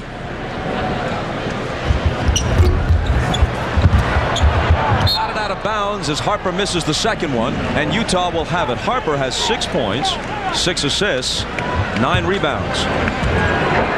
And more importantly, a tremendous defensive job on Stockton. He's kept him to that left hand all day long, and John has not been able to get it in the middle of the floor and deliver to his teammates. And now Stockton is a spectator, benched for the moment. Man, this is unbelievable. Utah with 38 points with 4.5 minutes to play in the third quarter. And that's with Malone opening the game, sizzling, hitting his first 6. I've said all along with Chicago, Isaiah, you've got to find a way to get some baskets early in your offense. If you have to set up too much against them, they'll take you out of what you want to do. Remember now, 21 fast break points in game 1, and game 2 only 9. Today in the first half, only 4. As Longley picks up his 3rd foul, Rodman replaces him. Isley has it knocked away, but Hornacek is there to pick it up. To Malone inside, and now he has 20. See, what Utah has to do right now is they have to find something that's going to work. It might not help them today, but they've got to find something, Isaiah, that they can go to get some offense. Pippen's jumper won't go, and Russell takes the rebound. Adam Keefe is in for the first time off Utah's bench. Ronnie Nunn says hold on, And he spots a Chicago foul. Now you watch Rodman battling Malone underneath. Neither one of these men are going to concede. Rodman's trying to do everything he can, so he fronts him. What does Malone do? He seals him, goes inside, makes the easy layup. Now this time, he's taking Dennis deep, and Dennis can't compete with Malone's strength underneath. You see he's in the paint, so he tries to knock him off, and he can't get him off.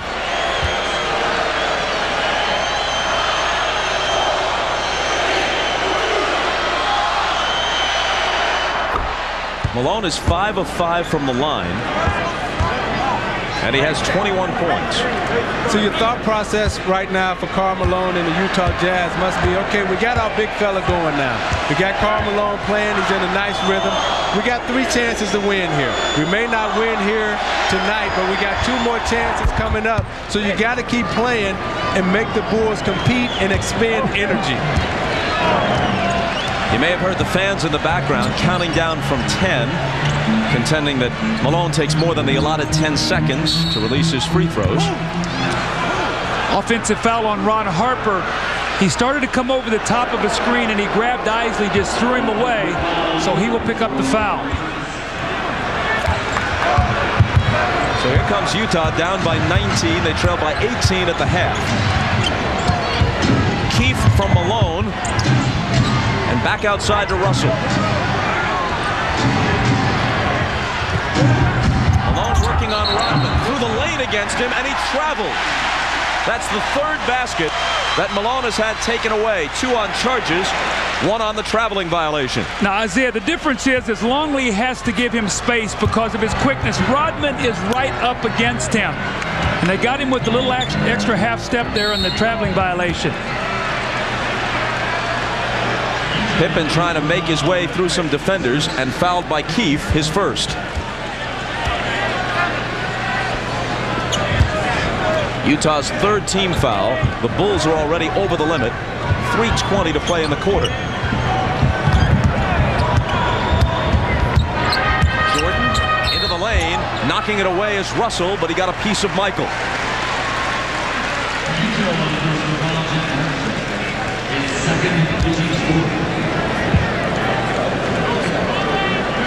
Next weekend, the WNBA begins its 2nd season on NBC. Saturday at 4 Eastern, a rematch of last year's championship game as Rebecca Lobo and the New York Liberty take on MVP Cynthia Cooper and the champion Houston Comets. Then next Sunday at 4 Eastern, Lisa Leslie and the LA Sparks face Michelle Timms and Cheryl Miller's Phoenix Mercury. The WNBA on NBC next Saturday and Sunday at 4 Eastern. 1 of 2 for Michael. 20 points. For the 32nd time in 32 career finals games, Jordan has scored at least 20. His career finals average is right around 34. And he's averaging 35 through the first 2 games of this series. Russell with the head fake and the miss. It's batted to Jordan. And Utah just can't cut in to this 20-point deficit. Make it 22 now. Michael the assist. And Harper could be closing in on a triple-double. I mean, that's just perfect execution. Jordan came off the screen, penetrated, Harper back cut for the dunk. They're just picking them apart right now. Russell blocked by Burrell. Into the arms of Harper. No-look flip back to Scott. 24-point Chicago advantage as they run a clinic on the Utah Jazz. Whoever Scottie Pippen is playing, they're putting him on a guy that's not looking to score. And he is just a roamer. Now he's playing Adam Keefe, and he's trying to disrupt everything you do. If you watch him, he's not even playing Keefe. Malone against Rodman. Harper there with help. Another offensive foul as Malone throws the elbow. And Rodman nods in both agreement and delight. See, Rodman has totally frustrated Karl Malone.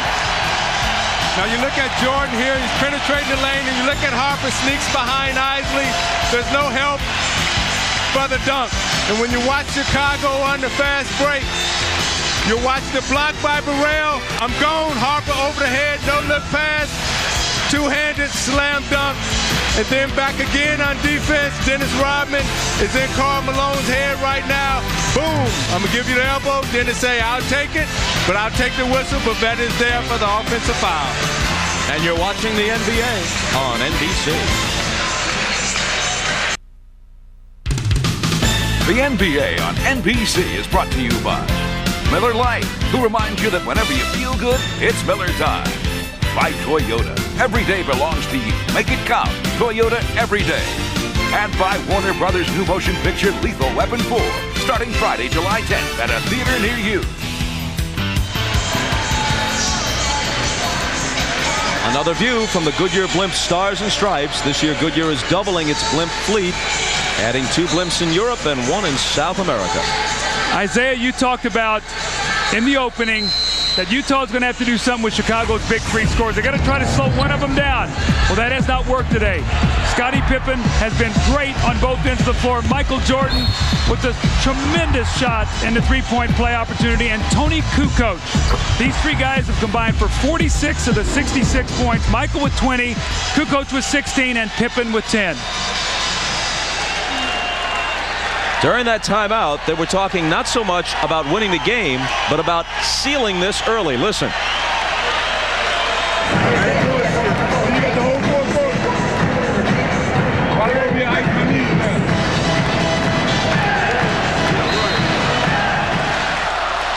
Talking about icing their knees for the whole 4th quarter if they can put the Jazz away here. Yeah, he wants them to get off this minute 55 and then rest.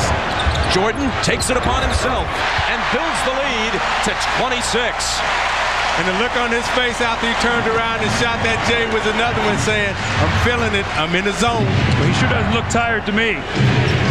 See, I don't think fatigue was a factor for the Bulls coming into this, because at the start of the playoffs, they had the same amount of rest as Utah did. Isley misses the three-pointer. Yeah, but Utah had 9-10 days of rest between the conference final and the start of the final. Yeah, whereas the Bulls had to play a very tough series against Indiana, stretched to the limit, and had only 2 days before the final started. Yeah, but in the playoffs, you want to rest early so you can have your rhythm late coming into the championship round. Rodman gets it from Burrell and can't finish it. Second try, there it is.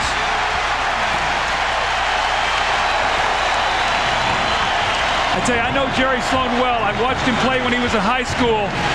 And all he's going to tell his team is just keep competing. Keep competing. Carr misses. Keefe had it knocked away by Jordan. And it will belong to Utah. Well, it's still only 1 game. You got 2 more left here in Chicago. It don't matter how many you lose by 1 or 50, you still lost. So you still got to come back and play, game 4 and game 5. The problem is you got to sit in Chicago now for 3 days and read and hear about this, and you can't do anything about it until Wednesday. And you know, Isaiah, how hard that is. Anderson from Isley hits the 3. You ever have that happen in a final series? Both of you played in the NBA Finals, where even though you thought you were one of the 2 best teams in the league, maybe the best, you got blown out like this and had to stew over it for a while? Yeah, we got blown out in Boston in a game 1 there in the Garden. And, you're reading about it, you're sitting around in your hotel room, the room service people are teasing you and everything else, but you bounce back the next game. That was in the conference finals, right? Yes. Michael to the hoop and foul.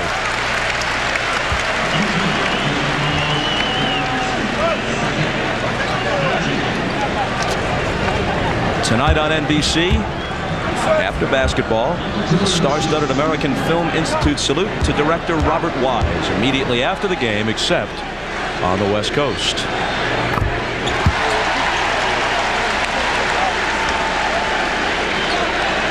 Zeke, I know that you often cue up a tape of The Sound of Music yourself, don't you? See, that ain't even right. The hills are alive with that Sound of Music for you, Zeke. My daughter loves The Sound of Music. However, when I grew up on the west side of Chicago, my boys wouldn't let me listen to The Sound of Music. Well, West Side Story, which I think Robert Wise also directed, isn't about the west side of Chicago, but we're closer to home, I guess. Isley comes up with it, has to heave it to beat the shot clock. And that sequence, as much as anything, pretty much sums up the game for the Utah Jazz, who trail by 27 after 3. This is a team that won 62 games.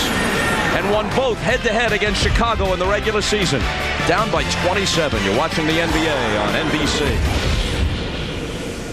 This copyrighted telecast of the National Basketball Association may not be retransmitted, reproduced, or rebroadcast without the express written consent of the NBA.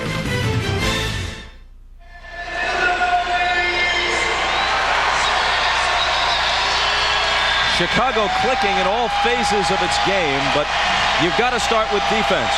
Going back to the fourth quarter of their Game 2 win at the Delta Center, when they held Utah to just 15 points, and in fact, in Game 1, although they lost in overtime, in the fourth quarter they held them to 12. Over the last 4 quarters, they've allowed only 60 points. A full game's worth of play, only 60 points allowed to the Utah Jazz. It's not just Stockton and Malone. I mean, this is a team with multiple weapons, and Chicago is shutting them down.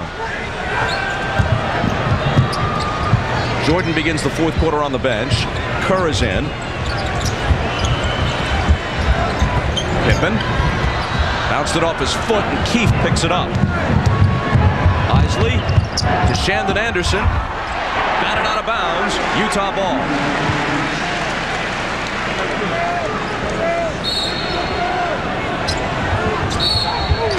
Whistle on the inbound. Offensive foul on the Jazz. Antoine Carr set the moving screen, but it really wasn't his fault because Howard Isley went too quickly, Isaiah. He never gave him a chance to screen. Yeah, and coming off for a screen, you must wait for the screen to get set. Lambeer used to scream at me constantly because I would get him offensive foul because I was so anxious to move to get to the basketball. Kukoc on the move. Hold on. He stepped out of bounds. Trying to drive the baseline. He stepped on the end line.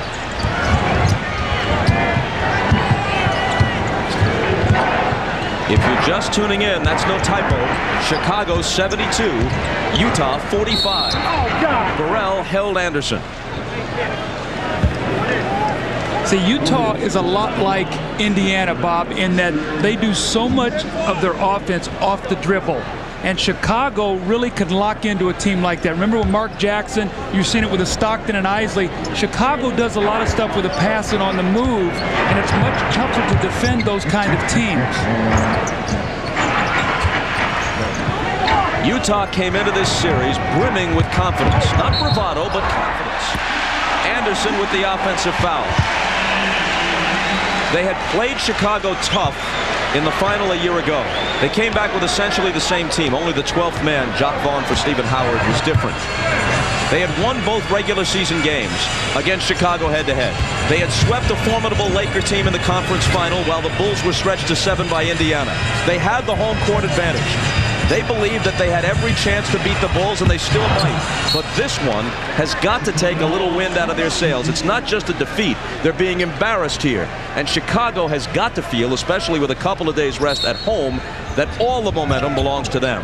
Well, Bob, when you lose a heartbreaking game like they lost in Game 2, and you talk to your team to get them ready, that's one thing. When you get embarrassed, you don't have to say much. These guys all have great pride. Isley steals it from Rodman. Adam Keefe now with the slam. See what happens in the series as it progresses. These two teams know each other so well. You know all their sets, you know all their plays, you know all their tendencies. So the game really breaks down to individual skills and individual talent. And Chicago have more playmakers that can make plays than Utah does at this point in time. Here's Burrell. He gets the roll. Scott Burrell with half a dozen. As Doug noted earlier, Isaiah, if you're going to lose, especially like this, and especially when you're on the road and just sitting around a hotel room, that's when you'd like to play almost right away, not wait till Wednesday night. It doesn't matter. You know, at some point in time, you're going to lose games. You just got to have enough composure, discipline, and concentration to stay true to your character. Pippen, Burrell, how about that? Rodman threw the long touchdown pass. Pippen caught it backpedaling, and Burrell finished it with a nifty left-hand lay-in. See, that's what I mean. They have playmakers. That you can't teach that as a coach. That's all just individual talent, people making plays. Morris way off with a three. Didn't draw iron.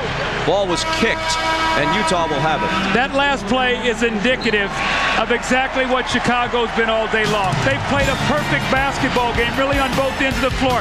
Watch Burrell fake the pass to Scotty. Both defenders go to him, and he gets the roll with a nice little finger roll.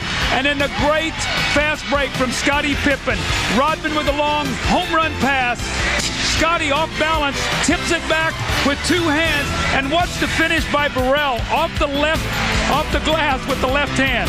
That isn't just good, it's gorgeous. Talking about the play, not Dennis.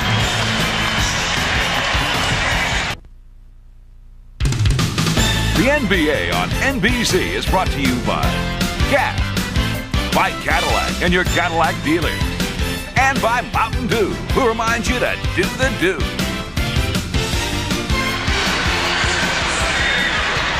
Our thanks to Captain Larry Chambers from Lighthouse Point, Florida, and the entire crew of the Goodyear Blimp Stars and Stripes for tonight's overhead shots. If you want to learn more about the Blimps, try their internet site at www.goodyear.com. Dennis Rodman, the big man, as we used to call him in Detroit defensively. He's doing a great job on Karl Malone. Karl Malone got off, started hot, but Rodman has come in to shut him down. And look at the long over-the-head touch pass from Rodman to Pippen to Burrell. Beautiful. Dennis Rodman has been one of the keys to Chicago's defense all season long, and in this series he's done an excellent job in shutting down Malone. Malone and Stockton both on the bench right now with this game out of hand. Morris spinning and hitting off the glass.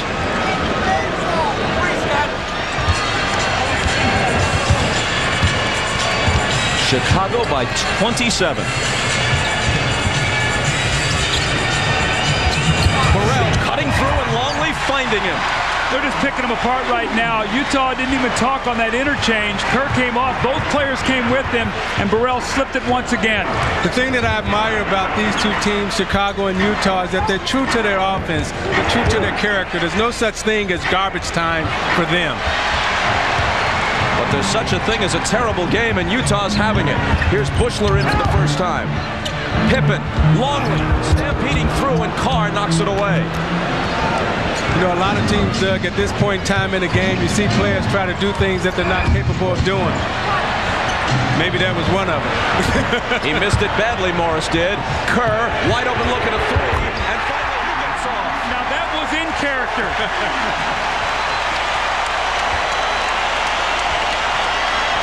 That's the shot he should take. The shot he's paid to take and usually makes.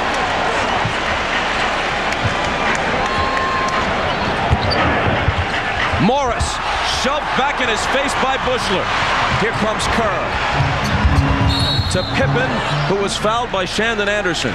If my math is correct, this is now a 32-point lead. He talked about icing his knees for the entire fourth quarter. That's what he can do if he's content with just 24 points. And 24 points and only 14 shots today. That tells you how efficient his offense was.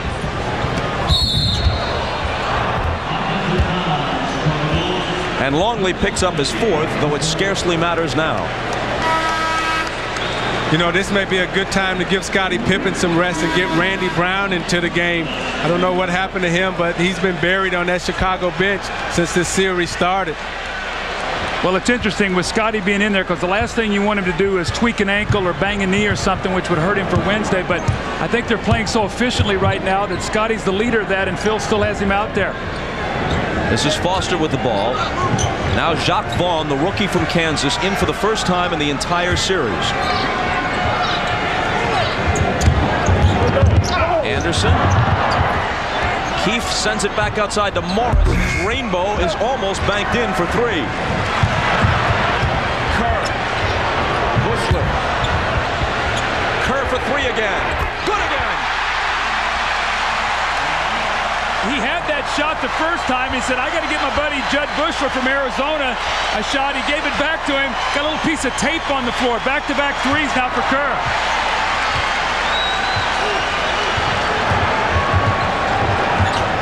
Foster left alone. Can't hit him. But the tip is there for Adam Keefe. And Bob, remember, this team scored over 100 points twice in the regular season versus Chicago. Shot over 50% in both games. They're sitting on 51 points right now. With 6 minutes to play in the game.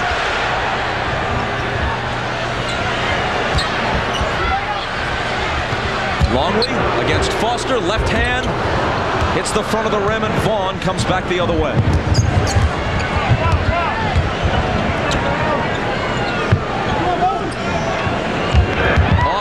Hands. Buechler picks it up. The record low for points in a finals game since the advent of the 24-second clock is 71. The old Syracuse Nats in 1955 and Houston against the Celtics in 81.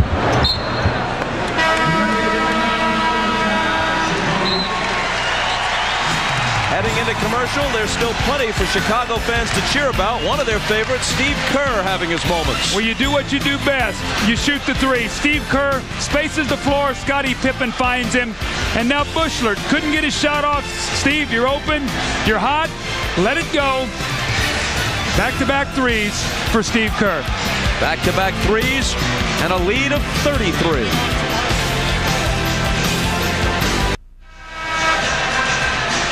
Following the game on most of these NBC stations, it's your local news. And for those of you who want more basketball, switch over to the cable side for the CNBC postgame report. The entire pregame cast will be here, plus Isaiah, Doug, and myself to review this game and look ahead to Wednesday's Game 4. And now let's go to Jim Gray. All right, Bob, thank you. Let me take you guys about a month ago, back on May the 9th. Game 3 was played in San Antonio in the second round. The San Antonio Spurs beat the Utah Jazz by 22 points. In that game, the Jazz only scored 64 points. That was a playoff low. Well, they came back the very next day and won Game 4 in San Antonio, so there is some precedent for them being blown out in the playoffs and coming back. Bob? Thanks, Jim. Wennington in the lineup. Misses the jumper.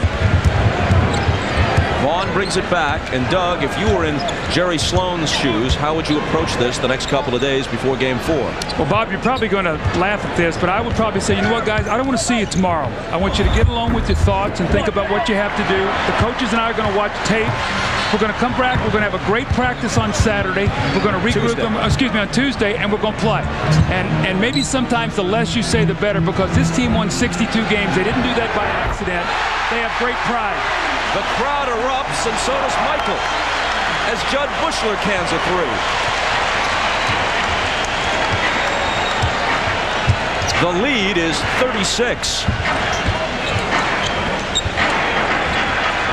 Morris back rims his jumper. So, Bob, what I'm saying is I rely on this team's pride. I rely on Stockton, Hornacek, Malone to say, you know what, guys, we got to come back in and get Game 4. We cannot be facing an elimination game here in Game 5. Morris was fouled as he moved through the lane. Stockton's evening is finished. At age 36, he missed the first 18 games this year, speaking of Stockton, with a knee injury. He had a 10-year stretch in the prime of his career where he missed only 4 games. Led the league in assists 9 of those 10 years. Consistently scored 15, 16 a game. One of the greatest players in NBA history, as is Malone. But neither has experienced an NBA championship. Well, I guarantee you that guy Stockton and Malone, as soon as this game is over, they probably want to get back in the gym and start practicing.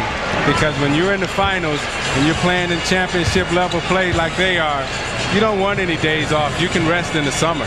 I don't think it's about rest, Isaiah. I think it's about mentally getting yourself to do what you have to do, because practice tomorrow is not going to do that. Buechler almost had his second in a row, but it's spun out. There's going to have to be things they're going to have to do X and O wise, though, because Chicago has completely taken them out of their screen roll. They've kept them pushed to the sideline. They've got Stockton down on the baseline. They've rotated, and they've allowed Pippen to totally disrupt everything by playing a guy who doesn't score.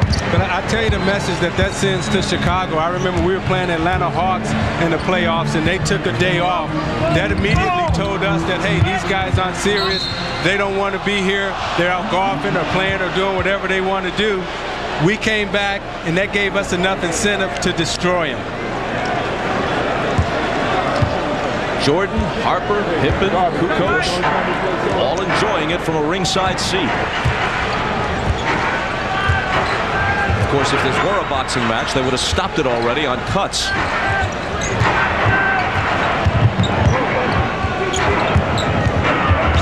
Vaughn. It is a virtual certainty that Utah will set a new low for points in a finals game. Buechler bats it to Simpkins. He gets the dunk, and now only Randy Brown and Bill Wennington have to be accounted for.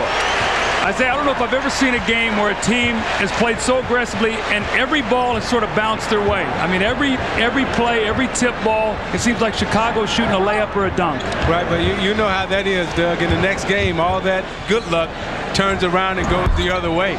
So Utah just have to hang in there and keep plugging away. Don't give up on yourself and don't give up on this series. Vaughn again, and he comes up empty once more. Ostertag can't find the handle. 2.5 minutes until this nightmare ends for Utah. Buechler wants another three. He's got it. I don't think Phil Jackson can believe this. I looked over and the look on his face was, I wish we could save some of these. It's not going to be this easy on Wednesday night. No, not at all. Foster's shot rattles in and out. Chicago by 40 as we move inside 2 minutes. Randy Brown. And Foster takes it. You know, during this regular season, we did a game at Market Square Arena. Vaughn into the lane, dumping it off for Anderson. And he can't convert it, in which the Pacers, playing without Rick Smits and Reggie Miller, scored 55 points.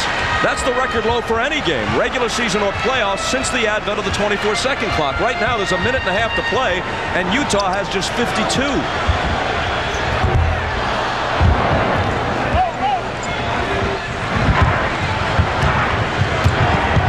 Vaughn to the basket, no again. Well, Utah's going to break the record, dubious as it is, for fewest points. Randy Brown. He gets his bucket, and now it's only Wennington who hasn't scored among all the players in uniform for Chicago. Utah's going to break the record for fewest points in a finals game, fewest points in a playoff game of any kind, and unless they score 3 points somewhere along the line, Vaughn still can't hit. Ostertag can, so unless they score another basket, they're going to break the record. Somehow, the Utah Jazz are going to break the record for the fewest points ever scored in an NBA game in which the shot clock was a factor.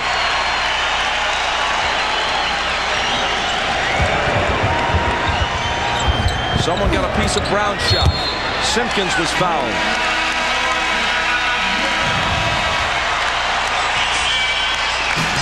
Now you watch the fast break out of Chicago Bulls. They're having a good time. Everybody's enjoying it. You see the left-handed push pass to Burrell. The touch pass by Randy Brown. Deflected in the air. Jud Buechler, the former volleyball player, to Dickie Simpkins. And Michael says, oh my, Dickie.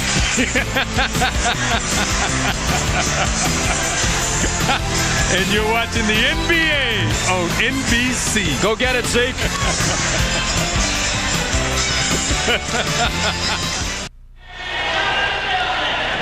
With 36 seconds to play, you can see that Utah is doomed to score the fewest points ever in a playoff game, not just the finals, any playoff game.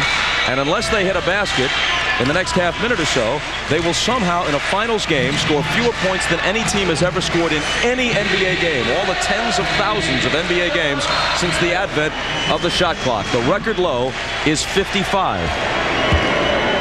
The Bulls are ahead by 40, which would also represent the largest margin of victory in any NBA Finals game ever. Bob, right now they're sitting on 69 points in their last 5 quarters. They only have 9 points this fourth quarter. That's 12, 15, and 9, the last 3 fourth quarters that Utah has scored. Simpkins missed them both. The ball out of bounds, and let's see who touched it last. Brown did not get in the way of it. He let it go out, and it's a Utah turnover. one-shot differential, so they're going to have to shoot it. But I guarantee you, Phil Jackson really doesn't care where they shoot. He doesn't want them to score here. If he could, he'd like for just to hold it and let this game get over with. Wennington, the only Bull who hasn't scored, so let him do it. Well, the evening is complete. Every I has been dotted, every T has been crossed. Vaughn at the buzzer. A total humiliation for the Utah Jazz. Beaten by 42 and held to the lowest scoring output in the history of the NBA. Chicago leads the series 2-1, but somehow it seems like more than that. Ahmad Rashad, surprisingly, has secured Michael Jordan for an interview. Go, Ahmad. Yeah, thanks, Bob. Michael, one thing that you guaranteed before this whole series started was that you were going to have fun. And tonight it looked like you did have a lot of fun. Yeah, I think everybody had a good time. I think we came out, we played hard. You know, the game kind of got lopsided, which is kind of unexpected. We didn't really expect to win this easily, but we put a lot of good effort out there on the basketball court, and you know, the result was that we could relax a little bit in the fourth quarter, and you can see a lot of guys really enjoying themselves. How is it that you turned up the defensive end so strong tonight? We got a good feel in terms of what they're running, you know, and our defense, once we have a good feel, and we can aggressively start to attack them a little bit. And you know, early on in the first quarter, we were probably just observing some of their adjustments, and then once we got a feel for their adjustments, then we begin to become aggressive. All right, congratulations to you. All right, let's go back to Bob. Thanks, Ahmad. And Jim Gray is going to talk with Karl Malone when we come back to the United Center after these messages.